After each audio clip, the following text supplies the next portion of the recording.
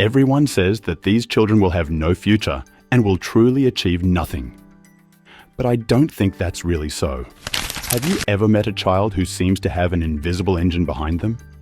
Who jumps from one thought to another, from one activity to another, non-stop? Or maybe you have wondered why sometimes it is so hard for a child to stay focused, to listen, or to control their impulses? Well, it's not about laziness, nor about badness. It's about a brain that works differently. And today, I will explain to you exactly how and why this happens, based on the newest and most solid scientific research. Get ready for a fascinating journey into the neuroscience of the hyperactive child. ADHD, or Attention Deficit Hyperactivity Disorder, is a neurodevelopmental disorder characterized by persistent difficulties in maintaining attention, increased impulsivity, and hyperactivity. There are three main types: predominantly inattentive, predominantly hyperactive impulsive, and combined type. But attention, ADHD is not a problem of discipline or willpower. It is not a bad or lazy child. It is a real biological difference in brain function, confirmed by brain imaging, neurochemical studies, and many other rigorous researches.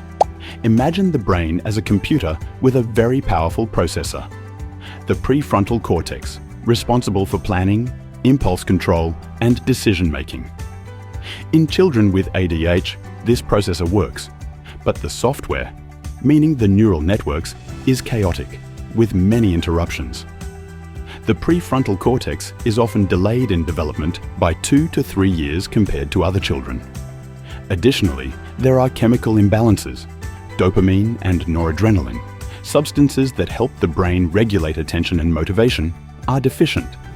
Moreover, the amygdala, the emotional center of the brain, is hyperactive, and the connections between it and the prefrontal cortex, which should temper emotional reactions, are weak. So impulsivity and emotional responses can become overwhelming. The result? A brain that constantly seeks stimulation, that quickly jumps from one thought to another, and has difficulties to hit the brakes. The child with ADHD can be a motor that never stops, always moving, sometimes unable to sit down at the table or listen for hours.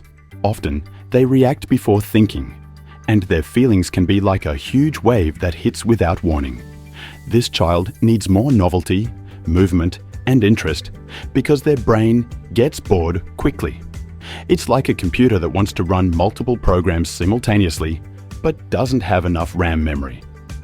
At home, at school, or in the park, this means challenges in managing attention and impulses, and sometimes conflicts with those around them. The first step is to understand the different brain, not to fight it. Here are some scientifically validated strategies.